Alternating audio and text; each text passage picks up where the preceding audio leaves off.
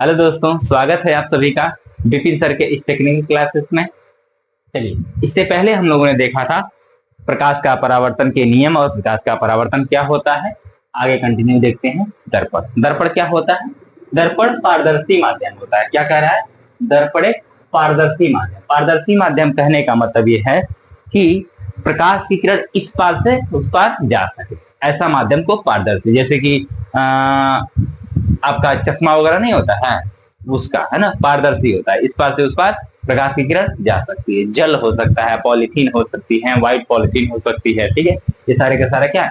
पारदर्शी माध्यम होता है। ठीक है, पारदर्शी माध्यम। इसमें क्या किया है, एक साइड क्या कर देते हैं, अगर हम पेंट कर दें, है ना, क्या कर दें, पेंट कर दें, तो दूसरा साइड क्या हो जाएगा, परावर्तक पृष्ठ बन जाएगा, जिससे कि प्रकाश की किरण पूरी की पूरी, जितनी प्रकाश की किरण आ रही होगी सभी प्रकाश को किरण क्या कर देगी, परावर्तित, पूर्णतः परावर्तित हो जाती है और वस्तु का प्रतिबिंब बनता है।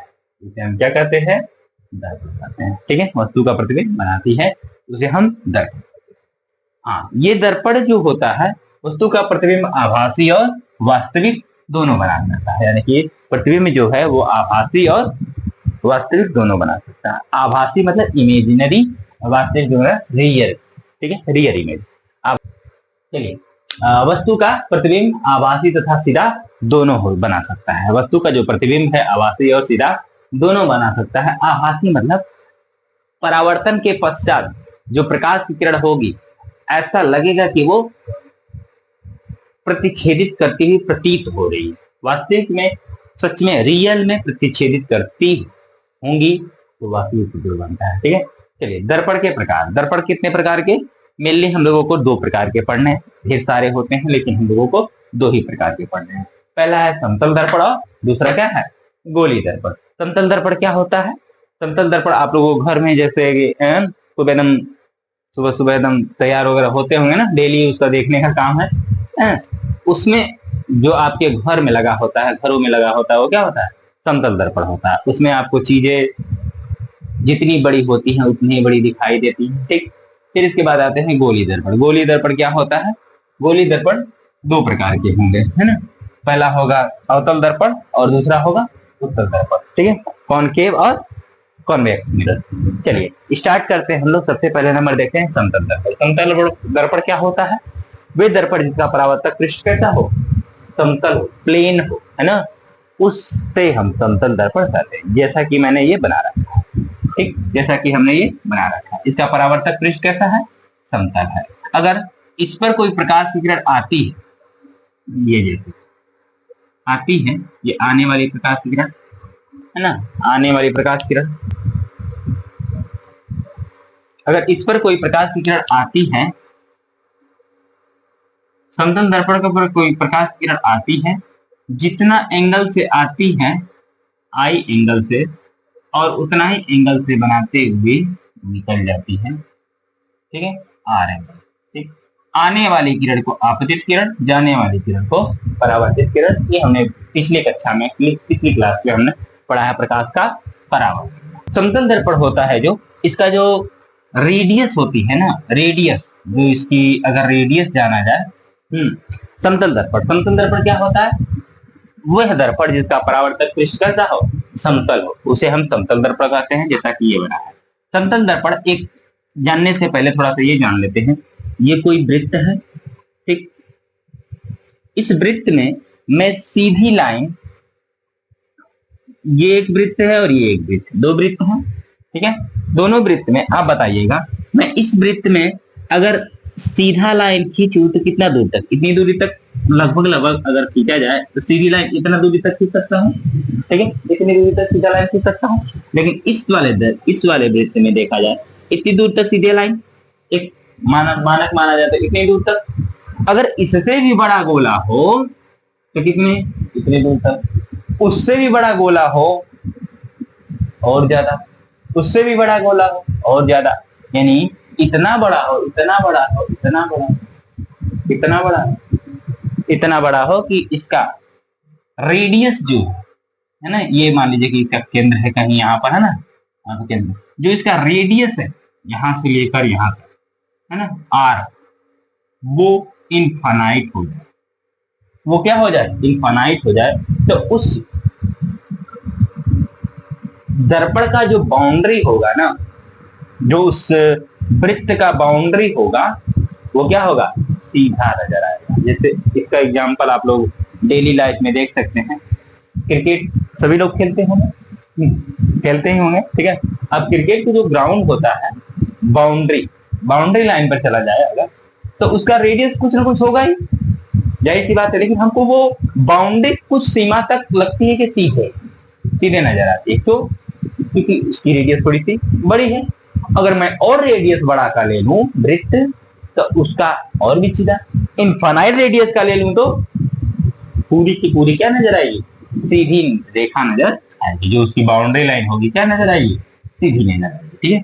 और इसका जो फोकस होगा एफ, वो भी क्या होगा, फोकस दूरी भी क्या होगा, इनफाइनाइट होगी, अनंत होगी, ठीक है। क्योंकि अनंत में अगर 2 से डिवाइड करूं तो कितना आएगा, अनंत ही आएगा, क्योंकि अनंत ऐसा नंबर है जिसको हमको पता नहीं है कि वो है कितना नंबर, ठीक है।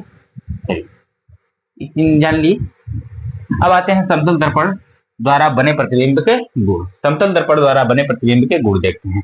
पहला गुण यह है कि समतल दर्पण द्वारा बने प्रतिबिंब के गुण, पहला गुण यह है कि समतल दर्पण के सामने जितनी दूरी पर आप वस्तु को रखते हो, समतल दर्पण के सामने रखी वस्तु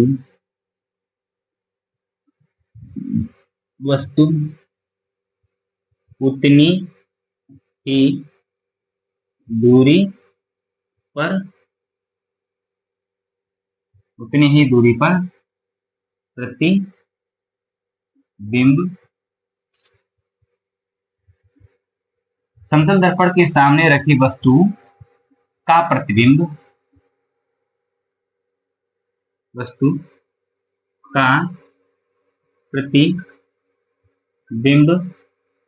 दर्पण से उतनी ही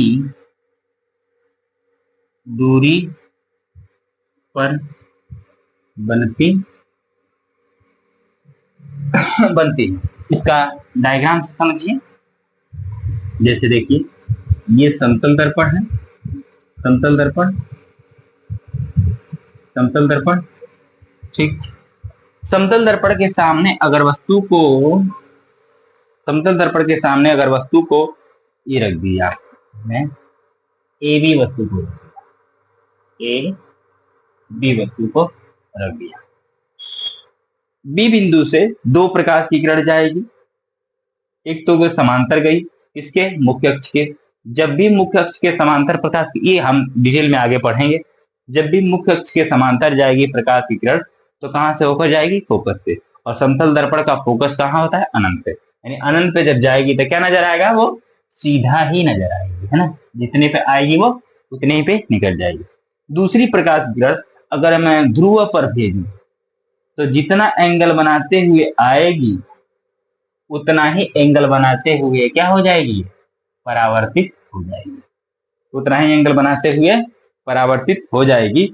अगर इसको और इसको दोनों को देखा जाए तो कहीं मीट नहीं करेंगे, लेकिन इनको हम अगर पीछे बढ़ाएं, इसको भी पीछे बढ़ाएं, है ना, तो ये हमको प्रतिच्छेदित करते हुए नजर आएंगे। इसको भी और इसको भी, दोनों को अगर पीछे बढ़ाया जाए तो ये हमारा बी डैश ए डैश, ठीक है, ए डैश।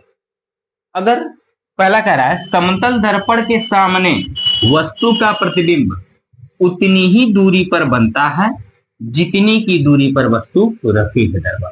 अगर वस्तु को मैं यहां से दर्पण के सामने, दूसरा मार्कर चुन लेता हूं, अगर वस्तु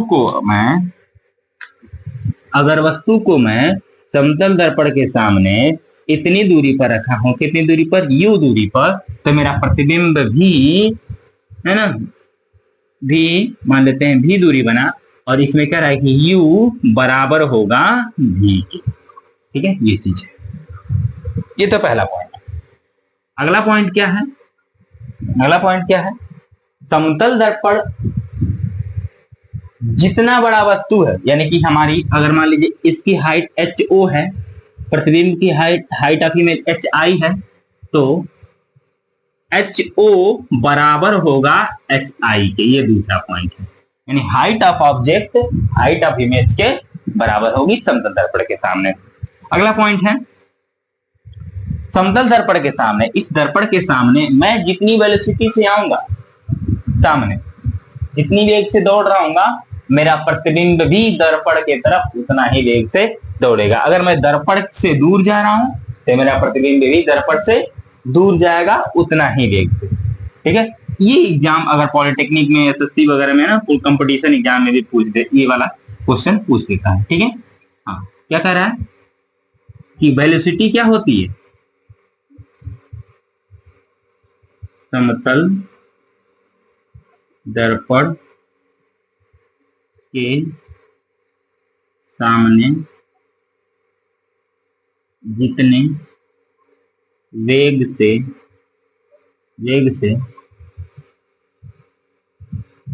से वस्तु आती है, उतने ही वेग से प्रतिबिंब भी आता है। ये चीज, उतने ही वेग से प्रतिबिंब भी आएगा। समझ लीजिए, अगर मेरी वेलोसिटी दर्पण की तरफ 10 मीटर प्रति सेकंड है, तो मेरा प्रतिबिंब भी, ये हमारा जो प्रतिबिंब है, ये भी दर्पण के तरफ 10 मीटर प्रति सेकंड से आएगा। अगर मैं दर्पण से दूर जा रहा हूं, दर्पण से अगर मैं दूर जा रहा हूं, तो मेरा प्रतिबिंब भी दर्पण से दूर जाएगा जितने वेग से। अगर मैं u वेग से जा रहा हूं तो मेरा वेलोसिटी भी u वेग से होगी। ठीक है, इस चीज को नोट कर लीजिए। नोट कर लीजिए।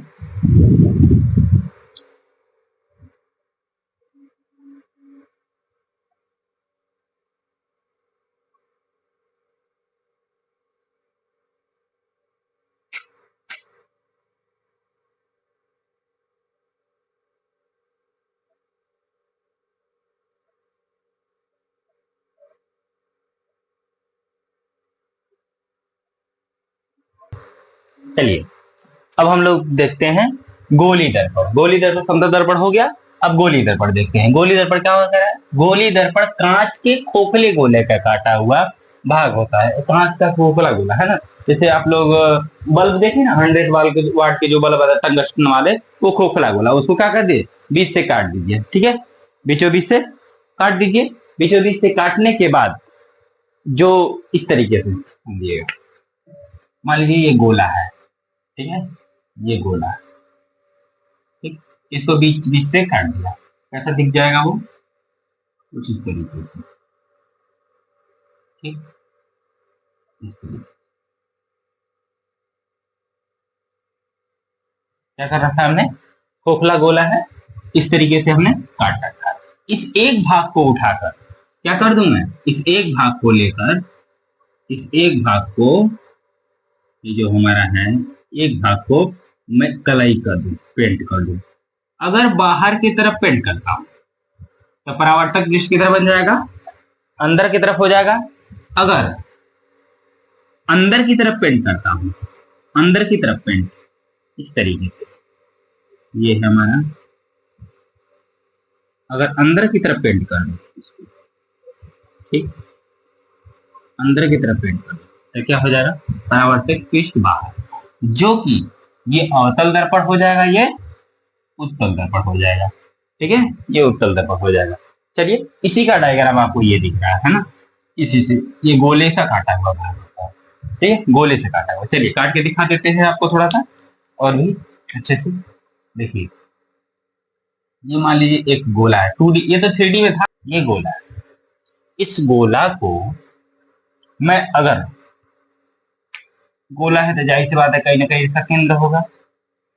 इस गोला को यहां से मैं काट दिया, यहां से काट दिया, ये काटा हुआ भाग है ना, मैंने हैच कर दिया इसको, ये काटा हुआ भाग है ना, ये काट काट के हमने क्या कर दिया, इस भाग को निकाल दिया यहाँ पर।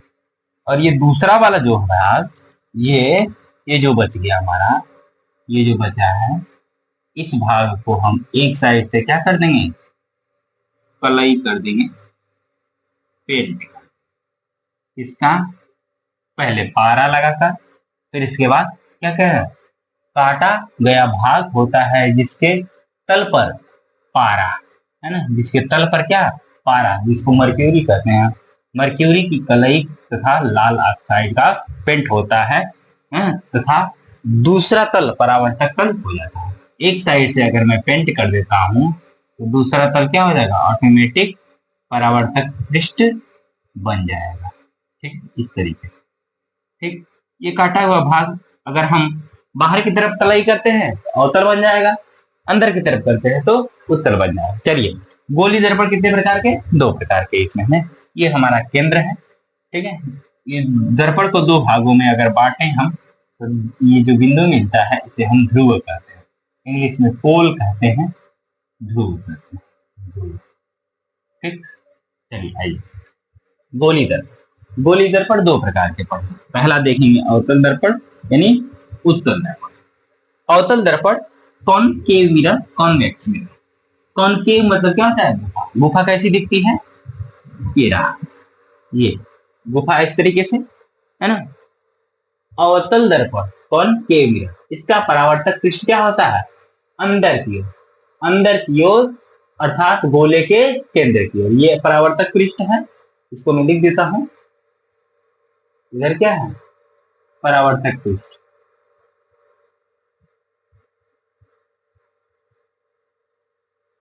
परावर्तक पृष्ठ, ठीक, ये केंद्र की तरफ है परावर्तक पृष्ठ, और इसका परावर्तक पृष्ठ, इसका परावर्तक पृष्ठ बाहर की ओर होता है। देख लीजिए, इसका परावर्तक पृष्ठ इस तरीके से बाहर की तरफ, इस तरीके से, ठीक है, यानी केंद्र के इधर, केंद्र के दूसरी ओर, केंद्र के दूसरी ओर। ये हमारा इसका क्या है, परावर्तक पृष्ठ।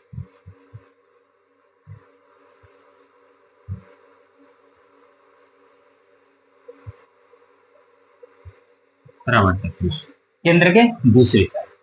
ठीक, चलिए और जान लेते हैं, याद करने का कंफ्यूजन हो जाएगा, बहुत ज्यादा इसमें कंफ्यूजन होता है, पता नहीं कैसे कंफ्यूज हो जाता है, हम कैसे समझें इसको, समझेगा है ना, शॉर्टकट में याद करने का, बिना काम धाम का। कैसे, देखिए, बचपन में हम लोग पढ़ते थे अ फॉर अनार, आ से आम, लेकिन अब हम लोग क्या हो गए हैं, बड़े हो गए हैं, तो अ फॉर अनार नहीं, अ फॉर अवतल, अ फॉर अवतल, अ फॉर अंदर, यानी वह दर्पण जिसका परावर्तक पृष्ठ अंदर हो उसे हम अवतल दर्पण, ठीक है। दूसरा, उफार, उल्लू ना, उल्लू नहीं, उफार उत्तल, उफार उभरा हुआ, जिसका परावर्तक पृष्ठ क्या हो, उभरा हुआ हो, उसे हम उत्तल दर्पण कहते हैं। देख लीजिए, परावर्तक पृष्ठ क्या है, उभरा हुआ, ठीक है, इस तरीके से आपको दिख रहा हुआ, उभरा हुआ है ना, ये रहा परावर्तक पृष्ठ, ऐसे उभरा, अवतल का इस तरीके से है ना, ये बाबा जी का सिल्लू की तरह।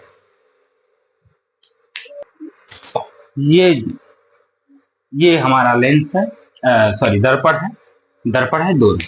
ये देखिएगा, अवतल दर्पण का जो परावर्तक पृष्ठ है, ये आपको ऐसे नहीं नजर आ रहा होगा, थोड़ा सा ऐसे में दिखाऊं, ये है ना अवतल दर्पण का परावर्तक पृष्ठ, बीच में क्या है, इस तरीके से है ना, बीच में धसा हुआ, और किनारे किनारे देखिए है ना, लाइनिंग टच हो रहा है ना, ये रहा, इस तरीके से क्या होता है, एक तरफ से ऑक्साइड, रेड ऑक्साइड और पारे का कलाई किया हुआ, ये हमारा उत्तल है, ये उत्तल।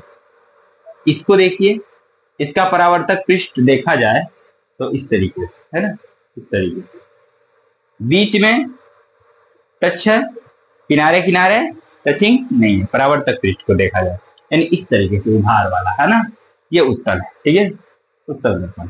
आपके गाड़ियों में जो साइड मिरर लगा होता है, साइड मिरर जैसे कि बस हो गया, बाइक हो गई, है ना, साइड मिरर स्वच्छ दृश्य देखने के लिए वो उत्तल दर्पण लगा होता है। कौन सा? उत्तल दर्पण।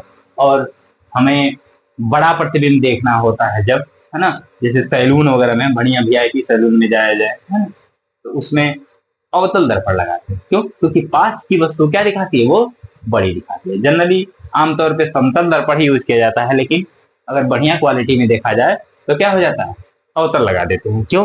क्योंकि प्रतिबिंब क्या हो जाएगा? थोड़ा बड़ा दिखेगा। अब बड़ा दिखेगा तो क्या हो जाएगा? बाल वगैरह बड़ा बढ़िया से दिख जाएगा कि हाँ, कहाँ पे बड़ा है, कहाँ पे छोटा है ना? ठीक है, चलिए। और कोई इसमें अगर डाउट हो आपको कमेंट करके बता सकते हैं।